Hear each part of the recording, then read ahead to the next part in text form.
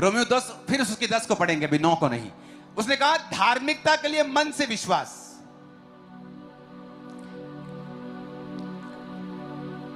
अपने पड़ोसी को बोलो धार्मिकता के लिए मन से विश्वास। अब समझो ध्यान से, अगर आपको परमेश्वर से मिरेकल लेना है, आपको पहली बात प्रभु पे भरोसा रख, अपने शब्दों पे भरोसा नहीं रखना कि मैं शब्द बोलूंगा तो हो जाएगा। No no no no no, आपका भरोसा परमेश्वर के ऊपर है।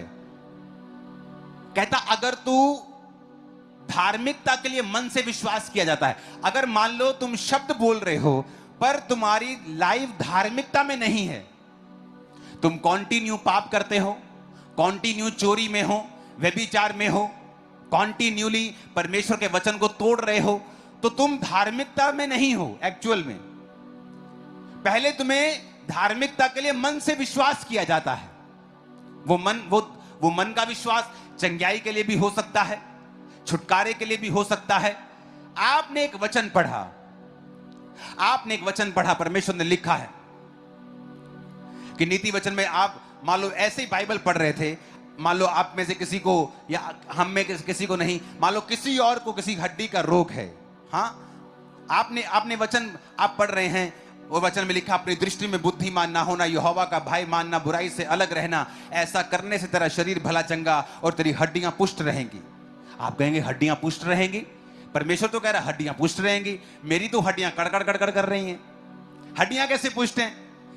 तो परमेश्वर ने जो कहा है ये उसकी विल है, ये उसकी इच्छा है कि आपके साथ हो, और उसने उस इच्छा के लिए क्रूस के ऊपर जान दे दी है।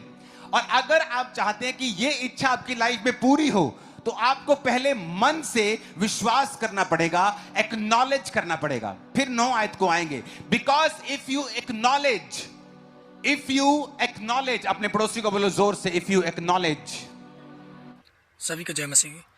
परमेश्वर आपको आशीष दे और परमेश्वर के इन वचनों को सुने जिनको पास्टर अंकुर नरोला जी समझाते हैं, ताकि आप हमारे घर में आशीषों का ढेर लगे, परमेश्वर से हम जुड़े रहें, ताकि हम स्वर्ग में जाएं और इन वचनों को लास्ट तक सुने। सभी को जय मसीह की।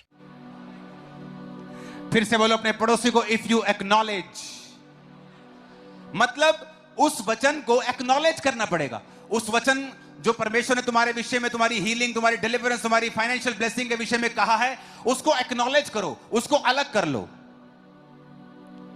आप बाइबल में कहीं आप पढ़ रहे हो आपके संतान नहीं है, बेबी नहीं है, और आपने बाइबल में लिखा गर्भ का फल यहोवा की ओर से प्रतिफल है, परमेश्वर तेरे वंश को बचाएगा, पराक्रमी करेगा। यह आपके लिए एक्नॉलेजमेंट है, यह आपके लिए हरी झंडी है कि परमेश्वर चाहता है मेरे बेबी हो। आप उस वचन को एक्नॉलेज करेंगे। एक्नॉलेज करने के बाद, उसे छांटने के बाद, उसे अलग करने के बाद, फिर कहता and confess with your mouth, with your lips.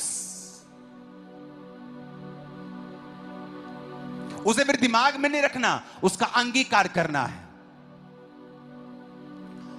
उस वचन के ऊपर फाइट करनी है, उस अंधेरे के ऊपर रोशनी बोलनी है, और बोलना है कि मेरा गर्भ फल लाएगा, ये फल रहित नहीं रह सकता, यीशु के नाम में फल लाए, मैं एक सुंदर बेटे और बेटी की मां बनने वाली हूं। आपको बोलना पड़ेगा, आपको बोलना पड़ेगा, आपको गरीबी के श्राप को तोड़ना पड़ेगा। साथ में धार्मिकता। धार्मिकता क्या है? वचन पे चलना, चाहे थोड़ा पैसा है टाइट देना, थोड़ा पैसा है चर्च में जाना, थोड़ा है तब भी गिरना नहीं, पाप नहीं करना। आपको धार्मिकता में रहना, क्योंकि धार्मिकता के लिए मन से विश्वास किया जाता है। रोमियो 10:10 और लिखा उद्धार के लिए मुंह से अंगीकार किया जाता है। फिर वही बात वो कह रहा है, if you want to be healed, चंगाई के लिए मुंह से अंगीकार, सुरक्षा के लिए मुंह से अंगीकार। कितने मेरी बात को समझ रहे हैं? आप कंप्लेंट करते रहेंगे क्योंकि आप विश्वास कर रहे हैं पर आप अंगीकार नहीं कर रहे हैं।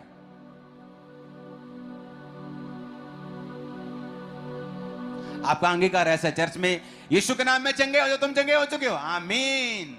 जैसे आप घर जाएंगे, ओ मेरा बहुत बुरा हाल है, मेरा बहुत बुरा हाल है, मेरी टांगे दर्द कर रही, बहुत बुरा हाल है। आपका अंगीकार एक सा ही है। अगर आप राजा के बच्चे हैं तो यहां भी राजा के बच्चे हैं, और जब घर चले जाएंगे तब भी राजा के बच्चे हैं। हमारा अंगीकार जैसा है वैसा ही प्रभु कहता है तुम्हारे साथ होगा, क्योंकि उद्धार के लिए मुंह से अंगीकार किया जाता है। और अगर बीमारी लेनी है तो भी मुंह से अंगीकार ही करना पड़ेगा। मैंने अपनी लाइफ में टैलेंटेड लोग देखे हैं, वेरी टैलेंटेड, अन्य जाति होने के बावजूद भी मसीहियों जितने, कईयों मसीहियों से भी ज्यादा वफादार, पैसे में चोरी नहीं करते। मैंने अन्य जाति के लोग देखे। अगर ये वीडियो पसंद आई हो तो हमें कमेंट करें और लास्ट में आमीन टाइप करें। और ऐसे ही वीडियो देखने के लिए हमारे YouTube चैनल से जुड़े रहें, क्योंकि हम पास्टर अंकुर नरोला जी के वचनों की वीडियो छोड़ते हैं, जो कि वचनों को पास्टर अंकुर नरोला जी अच्छे से समझाते हैं। सभी को जय मसीह की। आमीन।